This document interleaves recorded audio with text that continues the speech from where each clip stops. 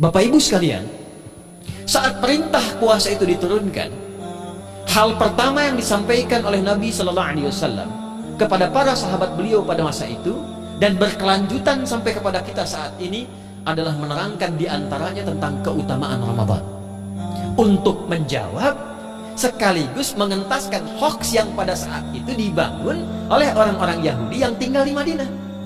Jadi ketika mereka mengatakan orang Islam tuh nggak punya puasa, ikut kita, ini puasa yang hebat, puasa yang bagus, dijawab oleh Allah, turunlah perintah, ya ayyuhalladzina amanu kutiba alaikumus syiyam kama kutiba alal ladzina min qablikum la'allakum tattaqun. Setelah itu apa yang terjadi? Buka Sahih Al-Bukhari, kitab yang ke-30, Kitabus Shaum, posisi hadis yang nomor yang kedua di topik ini, riwayat dari Talhah bin Ubaidillah radhiyallahu taala anhu, qala Rasulullah sallallahu alaihi wasallam. Perhatikan, ini kalimat pertama yang disampaikan Nabi menyambut kewajiban puasa. Kata Nabi, puasa kita ini yang kita tunaikan spesial, beda dengan yang lainnya. Jadi ketika Yahudi mengatakan puasa kami ini puasa yang hebat, yang bagus, yang diikuti oleh umatnya Muhammad sallallahu alaihi wasallam, turun ayat, komentar Nabi pertama apa? Puasa kita, pada para sahabat, kepada kita semua, ini puasa yang spesial. Asyamu disebutkan 9 kali dalam Al-Quran. Itu khusus, spesifik, ada aturannya, ada ketentuannya, nggak boleh sembarangan, nggak bisa kemudian seenak kita melakukannya, ada ketentuan yang dibuatnya dan itu harus diikuti. Begitu diikuti, maka keagungan dan keistimewaan ibadah itu akan dilekatkan pada pelakunya. Dan menariknya, perintah puasa itu ketika turun ayatnya Al-Baqarah 183, kalimatnya bukan menggunakan saum tapi syiyam. Ya ayyuhalladzina amanu kutiba alaikumus. Nah, kata Nabi, asyamu junnatun. Kalau benar puasa kita ini kita tunaikan yang Ramadan ini, maka dia akan melahirkan satu yang tidak ditemukan pada ibadah lain, yaitu junnah. Ada jinnah, ada jannah, ada junnah. Itu beda. Tapi semua katanya itu hurufnya sama, cuma harokatnya beda. Coba lihat ya, ada junnah, jinnah, dan jannah. Jannah artinya apa? Surga. Jinnah artinya apa? Jin, jamak dari kata jin, minal jinnati wan nas. Baik ya. Ada junnah, perisai. Itu ketiga-tiganya bersumber berasal dari huruf jim, nun, kemudian ta. Dalam bahasa Arab, setiap ada huruf dimulai dengan jim dan nun, itu pasti tersembunyi, gak kelihatan. Saya ulang ya. Setiap ada huruf dimulai dengan jim dan nun, kalimatnya itu pasti gak nampak, gak kelihatan. Janin, kenapa disebut janin? Karena masih tersembunyi dalam rahim ibundanya, gak kelihatan. Begitu keluar, tampak jadi bashar, jadi bayi yang terlihat. Jin, kenapa disebut dengan jin? Karena nggak nampak. Makanya fitrah jin itu, Pak, Ibu, fitrahnya tersembunyi. Jadi kalau ada jin melakukan penampakan, itu jin sedang punya masalah. Betul, itu nyata. Dan yang lebih punya masalah, ada orang-orang manusia yang mencari-cari penampakan jin. Itu sedang kurang sehat itu. Ya, betul, karena jin itu dipasangkan di Al-Quran dengan ins. 18 kali pasangan ini disebutkan, itu lawannya langsung. Jadi jin tersembunyi, ins nampak. Ins itu kelihatan, makanya makhluknya tampak. Jin itu langsung pasangannya 3 itu. Ins itu seakar dari kata anisah, halus, lembut. Jin kasar, makanya disebut jin. Karena itu jarang ada orang kemasukan jin jadi lembut, tidak ada. Permisi mau ikut kajian sedang kemasukan jin, tidak. Kalau kata-katanya tidak meracau, tindakannya pasti kacau. Karena itu fitrah manusia itu pasti lembut. Kalau ada orang kasar, pasti ada yang salah dalam pergaulannya. Balik. Itu jin. Jannah, kenapa disebut jannah? Karena belum tampak sekarang. Makanya Nabi katakan mala ainun ra'at, gak sama dengan yang seperti dilihat orang. Gak kelihatan. Nanti kesuksesan tertinggi yang belum tampak disebut dengan jannah, karena belum tampak.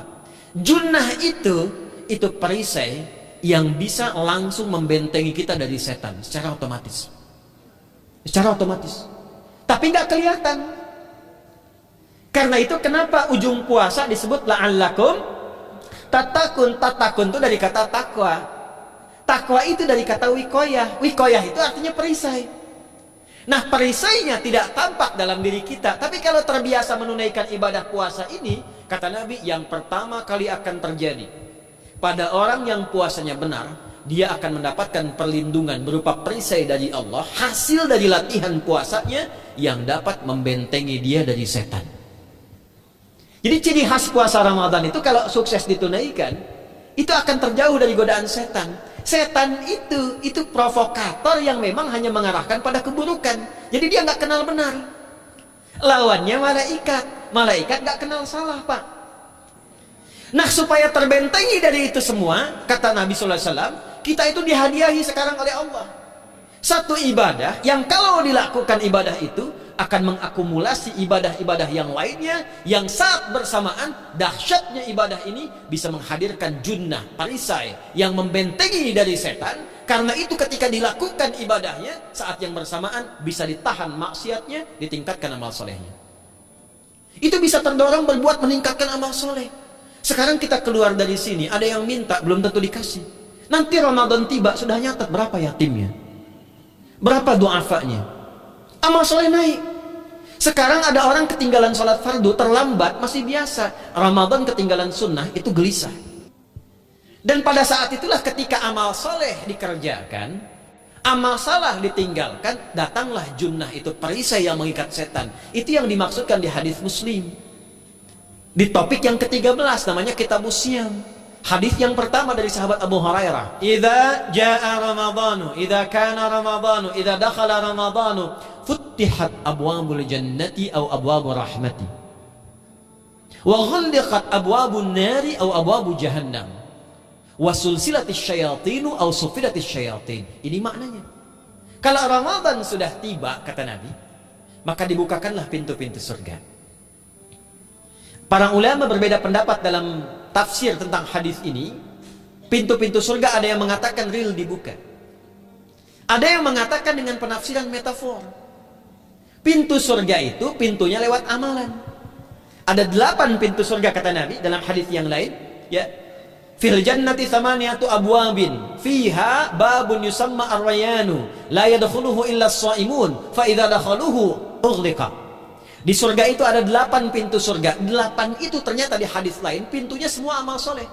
Ada pintu sholat, pintu puasa namanya ar-rayyan, ada pintu sedekah, pintu zakat, pintu haji. Jadi kita itu sekarang fastabiqul khairat. Kenapa ada moto fastabiqul khairat? Itu kan diambil dari Al-Baqarah ayat 148. Siapa yang pengen memburu surga, buru di amalannya. Mungkin gak semuanya bisa dikerjakan. Kalau tidak semuanya, ambil salah satu yang paling disukai, konsisten di situ. Walikulli wijhatun huwa muwalliha. Setiap orang pasti punya kecenderungan untuk beramal. Ada yang senang puasa, ada yang senang tahajud, ada yang senang sedekah. Fastabiqul khairat, silahkan berburu, berlomba untuk mengerjakan apa yang disenangi itu. Itulah pintu surganya. Nah, saat Ramadan, semua pintu surga itu dibuka, Pak. Makanya kita senang kerjakan, sholatnya meningkat, sedekah meningkat, ngaji Quran meningkat. Saat yang bersamaan pintu neraka ditutup. Ada berapa pintu neraka? Dalilnya Quran surah Al-Hijr surah ke-15 ayat ke-44. Surah ke-15 Al-Hijr ayat ke-44. Neraka ada 7 pintu, 7 pintu. Dan dalam setiap pintunya nanti ada 19 malaikat yang menjaga. Alaiha tis'ata asyar. 7 pintu ini khusus Ramadan ditutup. Dan hati-hati, nama neraka itu ada 2 nanti. Neraka yang membakar, ini mungkin jadi baru informasinya bagi sementara orang. Neraka yang membakar dan neraka yang membekukan. Jadi ada 2 sifat. Saya ulang ya, neraka yang membakar dan neraka yang membekukan. Yang membakar disebut dengan Jahannam, yang membekukan disebut dengan Zamharir namanya. Zamharir. Jadi kalau ada orang masuk neraka, itu cuma 2 pilihannya, dibekukan atau dibakar. Jelas ya? Makanya kita dikasih pendahuluan, ada musim panas, musim dingin.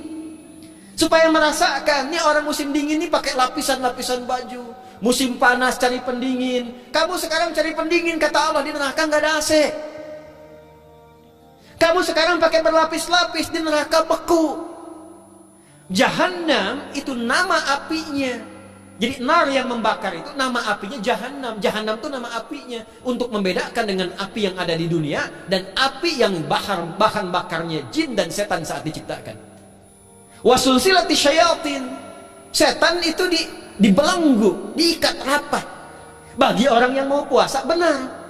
Awas, hati-hati. Bagi orang yang mau puasa benar, karena itu kalimatnya asyamu junnatun. Kalau benar puasanya, metafornya amalan dia bisa mengikat setan. Tapi kalau puasanya nggak benar, tetap digoda juga. Makanya jangan heran, walaupun Ramadan tetap kotak infak ada yang hilang, sendal ada yang hilang, karena puasanya bukan siam, puasanya saum. Sedangkan diksi Nabi yang mengatakan asyamu junnatun, puasanya yang harus benar. Jadi keutamaan Ramadan itu dahsyatnya dengan puasa biasa. Kata Nabi, kalau orang benar puasanya, bebas dia dari setan. Bukan nggak digoda, Allah kasih benteng sehingga setan nggak tembus kepada dia. Itu satu, itu keutamaan Ramadan. Dua, teruskan dulu langsung ke ujung hadisnya saja ya. Kalau yang tadi nanti latihannya, fala yarfus fala yajal, itu latihan. Yang kedua, Allah langsung yang mengatakan dalam hadis qudsinya, asyamu li wa ana ajzi bihi. Khusus Ramadan, kalau ditunaikan dengan benar, maka semua yang puasa itu aku langsung yang memberikan takaran pahalanya. Ketika Ramadan, yang puasa-puasa lain standar, puasanya umat Muhammad SAW, setiap puasanya itu pahalanya dilipat gandakan tak terbatas. Allah langsung menilai keikhlasan pada hambanya. Makanya Ramadan itu limpahan pahala. Rugi orang kalau nggak ibadah saat Ramadan itu. Nabi aja itu tadarusan Quran sekali khatam. Saat tahun meninggalnya 2 kali khatam untuk ngejar kemuliaan-kemuliaan contoh bagi kita. Itu Ramadan. Jadi ini yang pertama menjadikan kita mesti sadar Ramadan beda dengan bulan biasa. Maka disampaikan oleh Nabi, yang pertama ada pelipat gandaan pahala. Yang kedua ada perisai yang bisa menjauhkan kita dari setan. Yang ketiga, saya tutup mukadimahnya, yang ketiga, hanya Ramadan yang siang malam melahirkan ampunan Allah Subhanahu wa taala. Siang malam. Kita kalau mau nyari ampunan, itu bisa kapanpun minta ampun. Tapi ada waktu-waktu yang sangat strategis dan tempat-tempat yang sangat efektif mempercepat mengabulkan doa. Contoh waktu misal sepertiga malam, itu cepat terkabul doa, hadisnya qudsi. Di antara azan dan iqamah, waktu singkat di waktu Jumat, ada yang menafsirkan antara duduk khutbah, lihat 1 dan 2, ada yang menafsirkan waktu asar menjelang ke maghrib. Dan itu nanti sepeninggal Nabi ada di antara istri-istri Nabi SAW memburu waktu singkat yang luar biasa ini untuk berdoa. Hafal doanya ya. Allahumma qfina bihalalika an haramik wa aghdina bi ta'atika an ma'siyatik wa bi fadlika amman siwak. Itu dibiasakan di hari Jumat dibacakan. Ya, hafal nggak? Nah, nanti diputar lagi videonya ya. Kan ini kita sampai lagi. Ya, kembalikan. Ada yang sifatnya tempat. Mihrab itu mustajab. Makanya kenapa imam itu di mihrab? Karena mewakili makmum untuk berdoa. Karena itu pilih imam yang betul-betul paham fikih salat, bagus bacaannya, dan ngerti fikih salat, supaya dia sebelum salat melihat ke belakang. Itu bukan cuma merapatkan barisan, tidak, untuk melihat siapa yang salat. Apakah tahan berdiri lama kalau dibacakan bacaan panjang, atau ada yang buru-buru. Lalu bacaannya apa yang sesuai untuk makmumnya. Itu fikihnya. Karena itu tempatnya di mihrab, dan mihrab itu viral, tempat yang cepat mengabulkan doa. Masjid cepat terkabul doa. Tapi Ramadan itu menggabungkan semuanya. Nggak usah tunggu sepertiga malam. Siangnya diampuni, malamnya diampuni. Apa dalilnya? Untuk malam lekat dengan ibadah qiyam namanya. Man qama ramadhana imanan wahtisaban ghufira lahu ma taqaddama min. Siapa yang mampu menghidupkan Ramadan di malam harinya. Dan jangan salah Bapak Ibu sekalian, awas jangan salah ya. Ramadan itu satu paket ibadahnya, bukan cuma puasa. Ramadan satu paket, ada paket siang, ada paket malam, dan gak ada paket hemat. Full, ada siang, ada malam, dan itu semua sama, cuma beda satu huruf. Hadisnya sama, ibadahnya juga diksinya sama, cuma beda sehuruf. Malamnya qiyam, siangnya siam. Awas ya, malamnya apa? Qiyam, siangnya apa? Siam. Cuman beda satu huruf. Dan itu satu paket. Jadi kalau Anda tertinggal, jangan Anda lah, jangan kita. Kalau ada orang yang tidak mengerjakan semalam, misalnya qiyamnya, cuman siamnya, sah puasanya, benar sesuai rukun, sah, cuman tidak sempurna keutamaan Ramadannya. Saya tanya sekarang, siapa yang nggak punya dosa boleh angkat tangan? Yang dosanya banyak boleh angkat tangan. Tuh, saking banyaknya kita nggak bisa ngangkat. Sekarang rubah kalimatnya. Yang ingin masuk surga angkat tangan. Insya Allah. Yang ingin surga Firdaus angkat tangan. Tuh, maka ironi itu tampak dalam perilaku kita. Pengen ke surga, tingkatan Firdaus, tapi ngaku dosa banyak. Itu dia. Maka Allah punya sifat Rahman dan Rahim. Rahman untuk dunia, Rahim untuk akhirat. Maka diberikanlah kesempatan Ramadan untuk menggugurkan semua dosa itu. Karena itulah Bapak Ibu sekalian, penting kita menyiapkan, karena nunggu Ramadan itu nggak mudah.